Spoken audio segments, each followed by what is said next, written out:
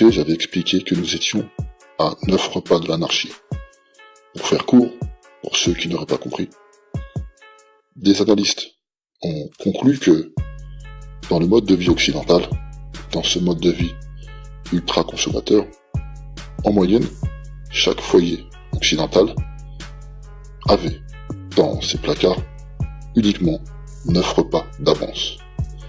Ce qui sous-entend que, si jamais, d'une manière ou d'une autre, ce système de réapprovisionnement était amené à être interrompu, voire bloqué, et si jamais nous voyons du jour au lendemain les rayons des supermarchés vides, nous n'avions que 3 jours avant que le chaos ne commence. Ces mêmes analystes ont dit qu'après ces 9 repas, la guerre civile, un peu partout, éclaterait. Je vous laisse y réfléchir dans la situation dans laquelle nous sommes en ce moment. Dans cette nouvelle vidéo de la 3e guerre mondiale, les nouvelles du front, j'aimerais revenir sur 2 affaires qui sont en réalité liées. La première, et pas des moindres, il s'agit d'une annonce qui a été faite. Début 2020, la Fed va injecter, écoutez bien, 500 milliards de dollars pour éviter la banqueroute totale. Vous entendez bien, 500 milliards de dollars pour éviter la banqueroute totale et la chute du dollar. Cela laisse entrevoir les difficultés qui nous attendent pour 2020. L'économie américaine est au bord du gouffre. C'est un pays déjà ruiné. Elle n'impose ses lois que par la force. Et d'ailleurs, ici, il s'agit du cœur de cette vidéo. L'armée. En effet, un projet de loi de défense 2020 de l'armée américaine est sur le point d'être validé. Dans ce projet de loi, plusieurs points, plusieurs sanctions. Dans un premier temps, sachez que ce budget représente 738 milliards de dollars. Dans ce projet de loi, comme je vous l'ai dit, qui va être validé par Donald Trump, il l'a annoncé lui-même, dans ce projet de loi, il y a des sanctions contre les entrepreneurs qui aident à construire le gazoduc Nord Stream 2. Ce gazoduc qui relie la Russie à l'Allemagne en évitant l'Ukraine. Il y a dans ce projet de loi des sanctions contre la Turquie qui s'est vue acquérir des S-400 russes. Les États-Unis l'ont mal pris, bien entendu. Et dans ce projet de loi, il est question d'interdire le transfert de F-35 américains. Dans ce projet de loi, on demande un rapport de la coopération militaire entre la Russie et la Chine, ce qui laisse entrevoir les projets des Américains.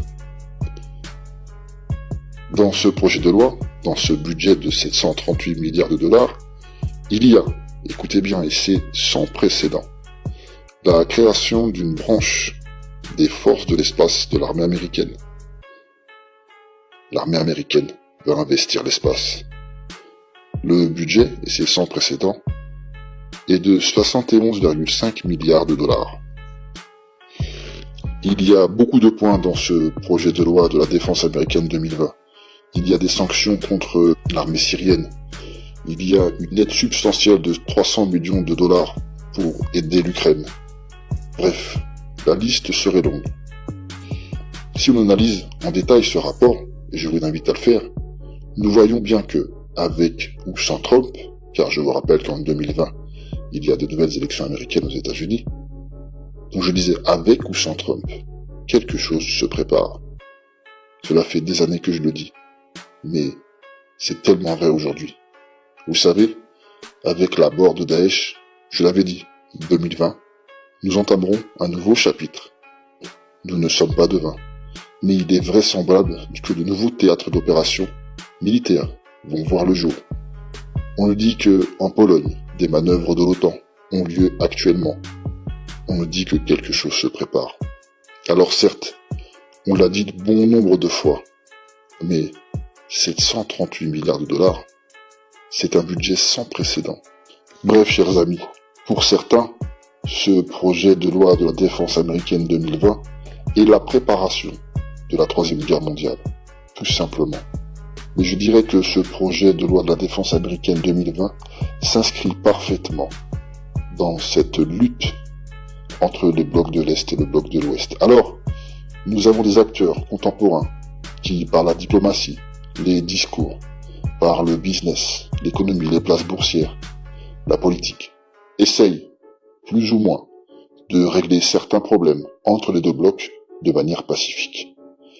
Mais comme j'ai pu vous le dire à bon nombre de reprises, une minorité de l'élite dans l'élite, celle qui est au-dessus de la pyramide, veut cette guerre. Alors, ne vous y trompez pas, ce long processus de confrontation entre l'Est et l'Ouest verra le jour, notamment à cause de la crise financière, de la guerre pour le pétrole, de l'influence diplomatique, de conquête territoriale, la guerre de l'eau. Tout ça s'inscrit parfaitement dans le rapport Meadows qui nous explique, pour ceux qui ne le sauraient pas, ce rapport Meadows de 1971 nous explique qu'entre 2020 et 2030, c'est le début de la chute. Les collapsologues nous invitent à la résilience, à accepter cet état de fait.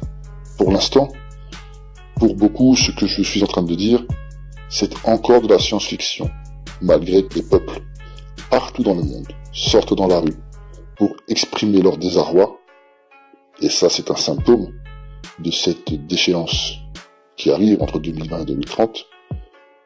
Malgré cela, beaucoup ne veulent pas croire à ce que je dis.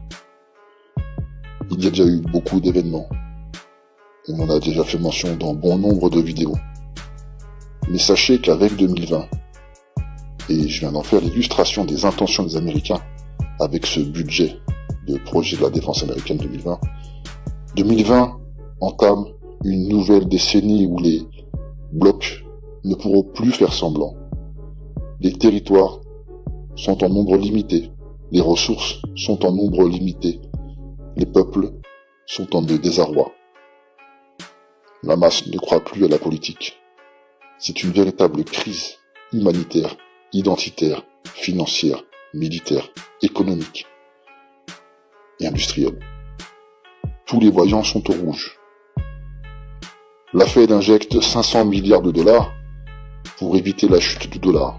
Et pourtant, cela n'alerte pas beaucoup de monde. Je vous le dis, la prochaine décennie verra la confrontation entre l'Est et l'Ouest de manière globale et brutale. Je vous remercie, je vous dis à plus tard. Salam alaikum à tous. Nombreux sont les gens aujourd'hui qui vivent sans se rendre compte d'une chose. Le temps passe, des milliers de générations d'hommes et femmes ont vécu, les prophètes que Dieu nous a envoyés pour nous rappeler les buts de la vie sont venus, ces messagers nous ont montré l'exemple à suivre. Le dernier, Mohammed sallallahu alayhi wa sallam, nous a laissé le mode de vie parfait à suivre. Il nous a tout dit, tout ce que nous avions besoin de savoir. Il nous a dit beaucoup de choses sur l'avenir, sur ce qu'il se passerait après sa mort. Il nous a prévenus sur les dangers qui viendraient inévitablement, de manière à ce que les musulmans soient prêts et ne soient pas surpris, qu'ils savent à quoi s'attendre pour rester fermes dans leur foi. Dieu ne laisse jamais les croyants dans l'ignorance. Il a transmis à Mohammed sallallahu alayhi wa sallam les signes de la fin des temps. Ne vous rendez-vous pas compte que la mode d'aujourd'hui est l'inverse total de ce que notre prophète nous a dicté de faire? Il nous a recommandé le bien, l'entraide envers les autres, la gentillesse, la douceur, l'aimabilité, la fidélité des maris et épouses, de ne pas être orgueilleux et fiers. Et que voyons-nous aujourd'hui? Le sexe de toutes parts, l'infidélité qui mène à tous ces divorces, le stress des gens. Jamais la population n'a pris autant de médicaments qu'à notre époque. Le nombre de somnifères vendus pour aider les gens à dormir a décuplé. Mais pourquoi? Allah ne nous a pas créés pour passer notre temps à autant travailler, à vouloir avoir autant de désirs matériels qui nous obscurent l'esprit. Les gens sont stressés à cause de leur volonté à gagner toujours plus d'argent. Les jeunes perdent leur santé aujourd'hui à gagner de l'argent pour ensuite la dépenser plus tard afin de retrouver leur santé. Mes frères et sœurs, les meilleures choses, Dieu nous les a données. L'islam, la santé, un mari, une femme, des frères et sœurs, etc. Regardez les gens aujourd'hui, ils se mettent en colère très rapidement. Les films d'aujourd'hui vous montrent que l'homme fort, c'est celui qui est musclé et qui frappe tout le monde, que la femme bien est celle qui pèse 50 kilos et qui montre son corps à tous les hommes. N'avez-vous pas l'impression d'être des objets? Le prophète Mohammed a dit, le véritable homme fort, c'est celui qui sait contrôler sa colère.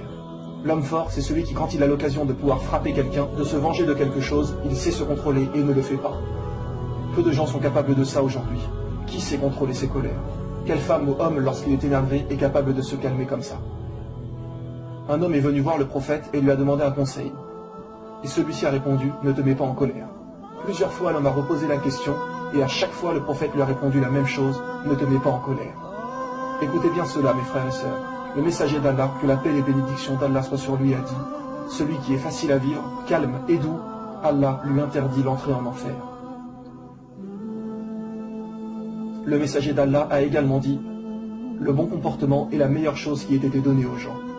Mais il nous a également dit que viendra une époque où les gens ne respecteront plus rien ni personne, au point que les enfants insulteront leurs parents, etc. Mes frères et sœurs, ce sont des choses qui se passent aujourd'hui. C'est devenu quelque chose de banal. Et le prophète Mohammed a dit, lorsque viendra cette époque, ce sera la fin des temps. Il nous a bien expliqué que parmi les signes de l'heure, l'apparition de la grossièreté et de l'indécence. L'impudeur et le vice se répandront, avec notamment la généralisation de l'homosexualité et du lesbianisme. Et que se passe-t-il aujourd'hui, avec le mariage homosexuel autorisé, etc. Il banalise de plus en plus ces actes, de manière à ce que cela paraisse normal aux gens. Mais dites-moi, quand nous voyons que lorsqu'un homme et une femme ont des rapports et que cela donne un bébé, c'est bien que les choses doivent normalement aller dans ce sens. Car 2 hommes et 2 femmes peuvent faire ce qu'ils veulent, ils n'obtiendront jamais un enfant. Le prophète sallallahu alayhi wa sallam disait à ce sujet, la fin du monde n'aura pas lieu tant que les gens ne s'accoupleront pas en public dans la rue comme le font les salles. Et quand nous voyons aujourd'hui tous les films pornographiques produits, les gens qui n'ont plus aucune pudeur et aucune estime d'eux-mêmes.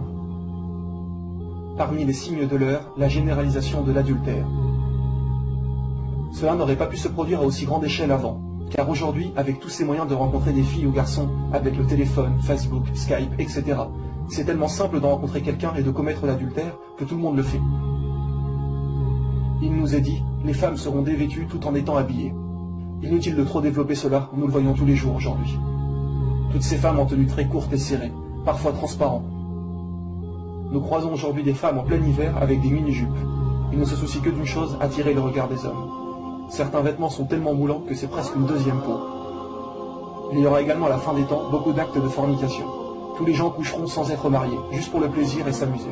Revenez un peu avant. Les gens attendaient presque toujours d'être mariés avant d'avoir des rapports. Les hommes détestaient les femmes qui n'étaient pas vierges. C'était une honte avant de faire cela avant le mariage.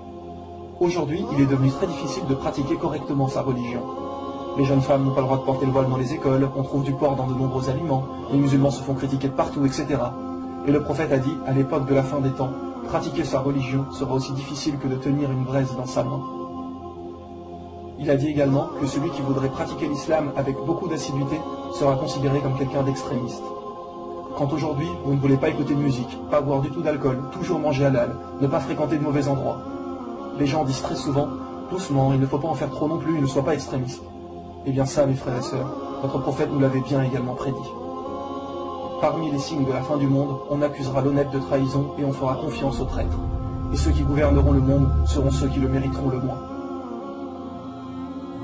Les liens familiaux seront rompus. Quand l'homme obéira à sa femme et se montrera irrespectueux à l'égard de sa mère, quand il favorisera son ami et s'éloignera de son père. Nous le voyons également tous les jours, malheureusement. Les forces de police et de sécurité se multiplieront. Ne voyons-nous pas de plus en plus de policiers autour de nous?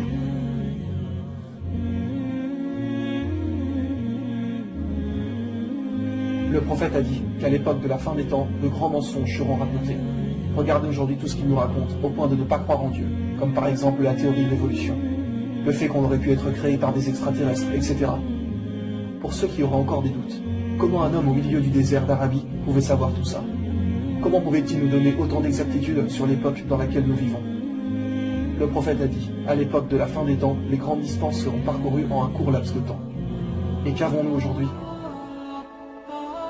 Les voitures, les TGV, les avions, etc. À l'époque du prophète, les gens ne se déplaçaient qu'en chameau ou en chevaux. Qui pouvait imaginer le moteur à explosion, l'électricité, etc.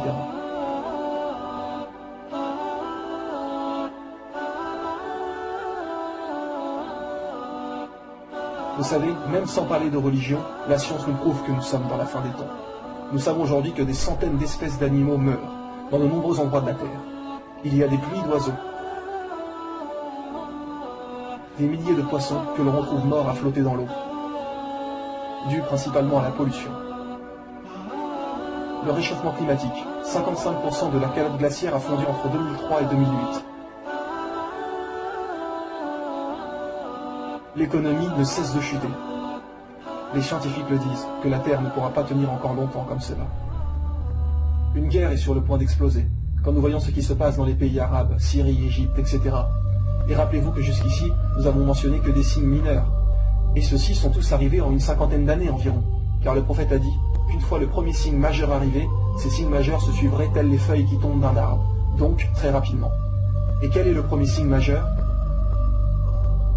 La guerre entre les musulmans et les non-musulmans, ce qui est sur le point d'arriver. Voici encore d'autres signes miraculeux. Le prophète a dit que les signes majeurs n'apparaîtront pas avant que des montagnes à la Mecque n'existent plus. Aujourd'hui, avec tous les travaux qui s'y passent, ils ont rasé des montagnes pour construire des bâtiments. Des montagnes qui existaient encore il y a quelques années, qui ne le sont plus aujourd'hui.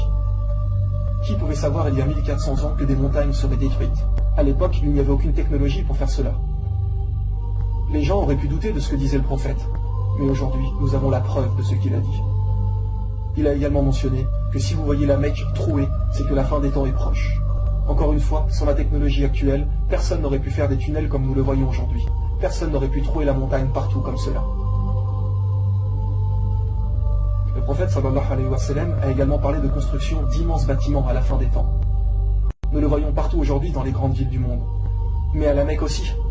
Saviez-vous que cette tour est le deuxième plus grand édifice au monde? Il a dit que lorsque vous verriez les bâtiments atteindre le sommet des montagnes, c'est que l'heure aura alors projeté son ombre. Et nous savons que pour certains hadiths, s'il y a une raison valable, il peut être pris métaphoriquement.